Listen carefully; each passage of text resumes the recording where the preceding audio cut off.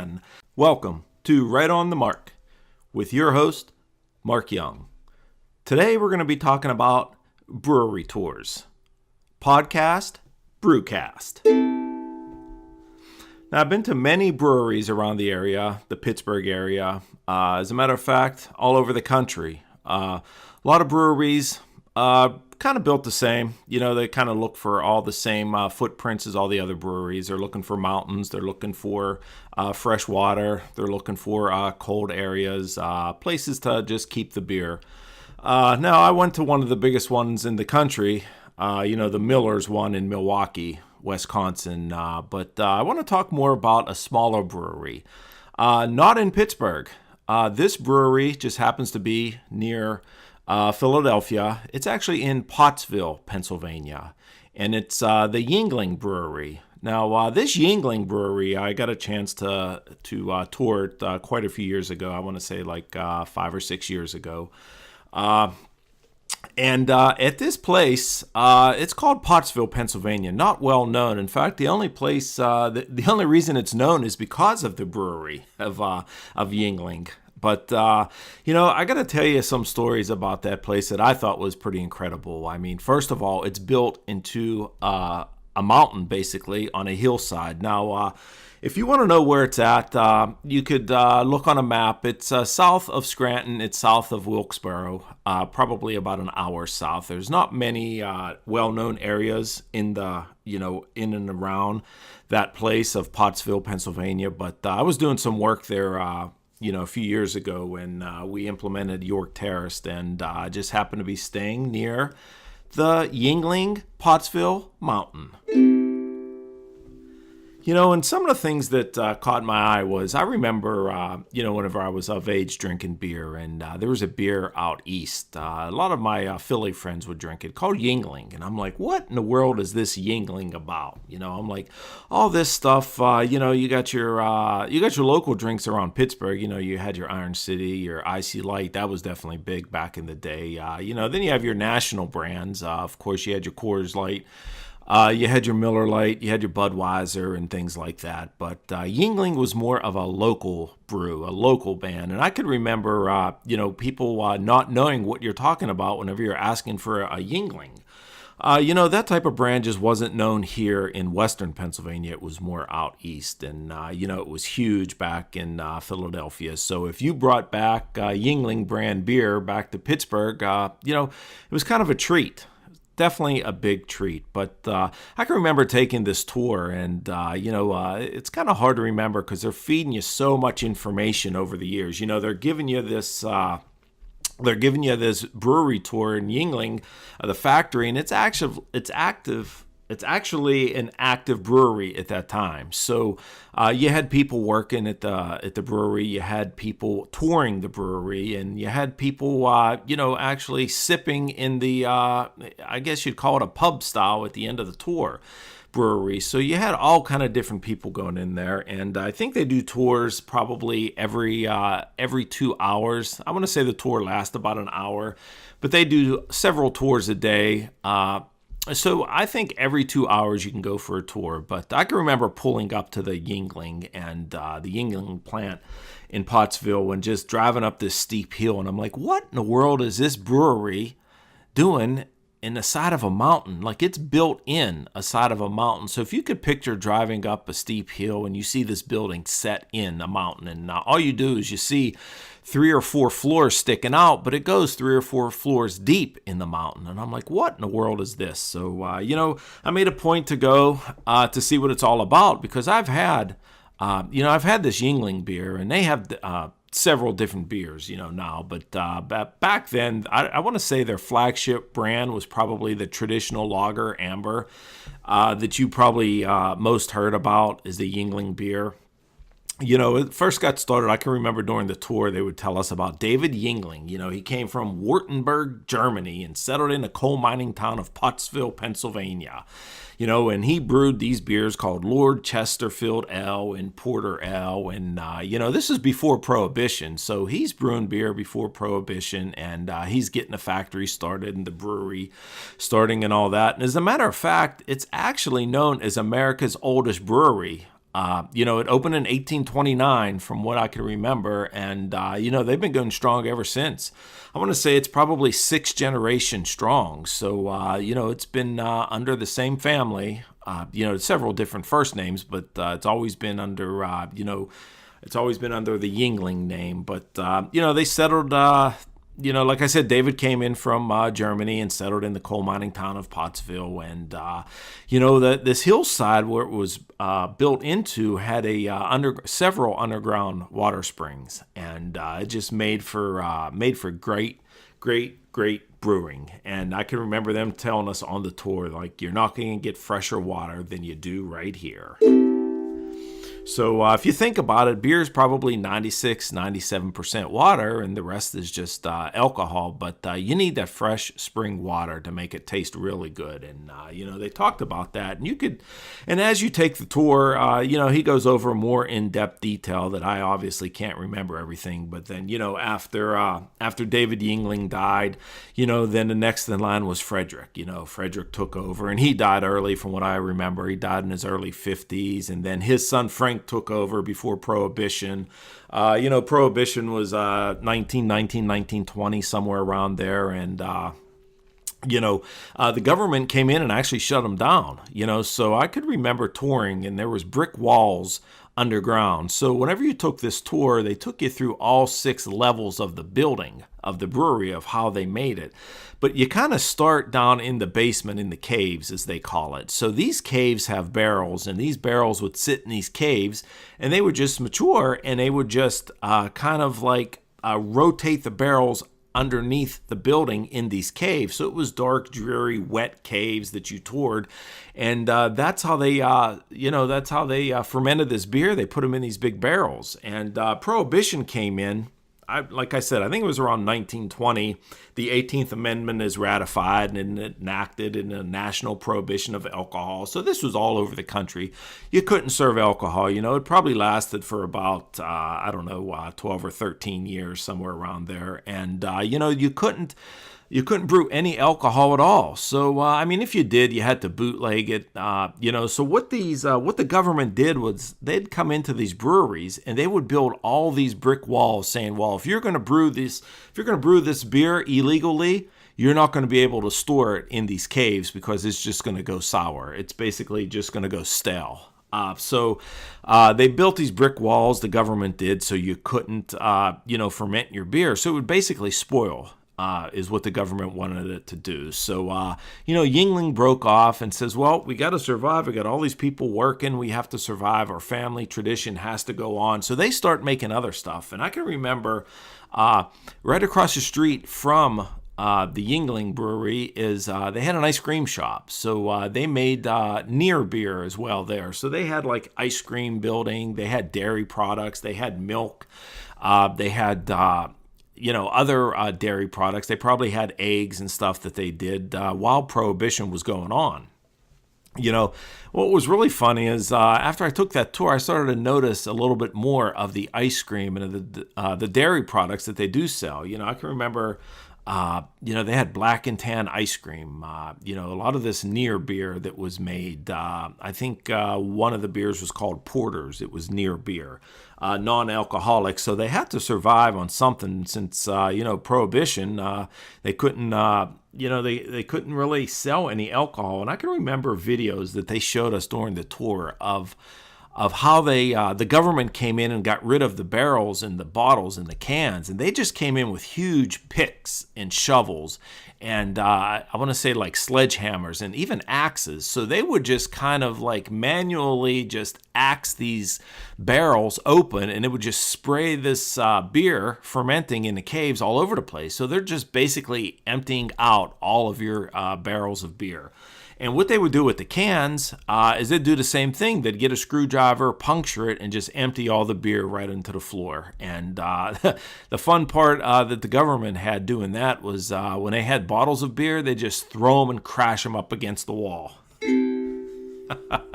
which I thought was funny, was, this shattered glass all over the place, all over the caves. They didn't care. They came in and said no more alcohol for the rest of the country. And that's when they start, making those concrete walls in the caves. So you couldn't ferment any of the beer. But some of the breweries try to make some beer, on the DL. They didn't want anyone to know. So let's just do it on the down low so we could start bootlegging some beer. And of course, they got caught and they got arrested and fined and probably got put in jail. But, Yuengling had to survive over all those years, as did a lot of the bigger companies as well. The bigger companies had to do the same thing. I'll say like the Coors Light and the Miller Lite, they had to figure out how to live and how to survive without making alcohol. Because if you think about it, it's generally it's usually handed down generation after generation of people that it's been kept in their family. So you want to keep it going in your family, so for 10 or 12 or 13 years, however long that prohibition was, that Yuengling just actually had to make other products. And the way they did that is, like I said, eggs, dairy, milk, and stuff like that. But, ice cream was really huge. I can also remember them showing videos on the tour of like when the ban was lifted in 1933. Prohibition ends, and it's like everybody's cheering. It's almost like the World War II ending. Everybody's cheering and everybody's celebrating, and everyone wants to get back to work. They're eager to get back to work, and you just get used to that smell. And I can remember walking through the tour, just smelling the yeast and just smelling the alcohol and the beer and the grains and stuff that they used to make it. They showed this one video of this gentleman holding up this first pint, his first pint that came in right after Prohibition, and he was saluting all the workers that were standing and cheering in front of him. I thought that was kind of funny, is that's how they rang in that year, was just celebrating by making the alcohol. But then they start branching out. They start making different beer too. They start under the Yuengling name. They started making like classic Yuengling. They had Golden Pilsner beer. They had some black and tan beer. They had traditional beer. They sold a lot of this stuff locally. But then as people came through the area in the town of Philadelphia, they wanted to start buying it outside of the city limits. So they wanted it shipped all over the country. But, Yuengling just couldn't do it. They just didn't have enough manpower to sell it all over the country. So, the guy came in, the president or CEO of the company came in and says, no, we can't branch this out nationally. This has to stay locally. We just don't have the capacity to do all these, to just make all these barrels of beer. There's just no way we could do it. And then I can remember a story, they said, I think it was in the 1990s that the president then, his name was Dick Yuengling. I kind of thought that, Dick Yuengling kind of like brought a new twist to the Yuengling beer. He wanted to branch it out even further. He had visions, and he had, he had all these ideas of, building these breweries across America, but they mostly wanted to keep it on the east side of the country. So, there's a story going around that Dick Yuengling went to fantasy baseball camp for the Philadelphia Phillies. And, the baseball camp where they trained is down in Tampa, Florida. So he went down to Tampa, Florida, and he got to meet all the players back then in the 90s. And he saw an abandoned warehouse, which was an old brewery. Can't remember what they said the old brewery's name was, but he ended up buying it. And then they started producing or mass producing all this Yuengling beer in Tampa. So one of the inside jokes that the family members would always joke about is, Dick Yuengling went down for fantasy baseball camp and came back with a brewery. I think that's kind of funny. You could Google a lot of stuff on the Yuengling beer, and it's a year. It's hundreds of year long tradition of what they go through, and the tour guide was kind of actually into it as well, and he'd pass us off on to someone else who would finish the tour, and he'd lead us into the pub style, and he'd give us a flight of beers to sample all, and like I said, there was all this golden beer. They had the dark beer, they had the light beer, had all these fancy craft name beers. So definitely Yuengling has spread out all over the place since the 90s. I mean, I go all over the country, and I've seen it on the West Coast now. So they are definitely mass producing, Yuengling beer. And growing up in Pennsylvania, Western Pennsylvania, and as I was of age, I would notice people drinking Yuengling and wondering where that came from. So this was definitely a fun tour for me to go through. I mean, you go through this tour and there's just big vats of beer of where they're just brewing it and they're pouring the yeast in and they're mixing it. And then you see on a conveyor belt the bottles going through. You hear the humming of the cans going through, and then you hear the big trucks just wheeling in all the kegs of beer, and then you hear the rattling of empty kegs, and they're just replenishing all the kegs, and it's definitely a multi-million-dollar business. I'm pretty sure that the Yuengling family wouldn't have got into it if they weren't making that much money, but they assured us on the tour that there was multi-million dollars being exchanged probably yearly on all this beer going in and all the empties coming back. My understanding is that the Yuengling family loves to recycle. So anything that's not used, we'll say any extra, any leftover rice or any leftover yeast or anything left over the spring water, they donate. They donate to other companies that they could use it. Some of the corn, some of the yeast that's in the beer. Anything that they haven't used, they give it away, and other companies buy it. I can remember them talking about Campbell's soup. Like you might find some of that stuff in soup. Some of the yeast, some of the corn syrup, some of the starch that they haven't used or extra stuff, but they definitely into recycle. But I can remember the day that I started the tour. It was kind of rainy. That area is always kind of rainy. I've been back there quite a few times since then. And, that area of Pennsylvania is built into a mountain. Not many people heard of Pottsville, PA, but just always seems to be cloudy, murky, I'll say rainy and cool in that area. No matter what time of year there, it's always cool. But I guess that's how they make their beer. It's still coming down. The spring water's still coming out of the mountain, and it's still going into that brewery. And, there's a reason why they call it America's oldest brewery, because it basically is.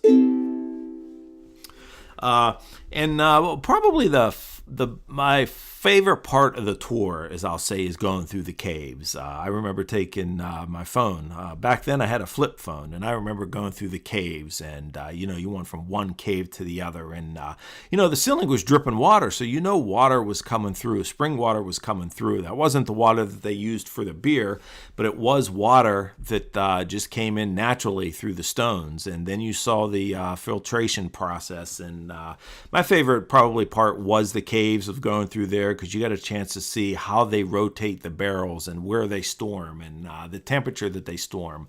The fluctuation of when they move the barrels and when the beer is fresh and when it's done and when they could brew it and when they could package it and sell it. So the whole thing is just amazing. I think, just going through the whole process, I think I learned a lot, and there's a lot to be learned, especially for all you beer drinkers out there. There's a lot to take away by going through a brewery. And I'm not saying that you have to go to Yuengling Brewery.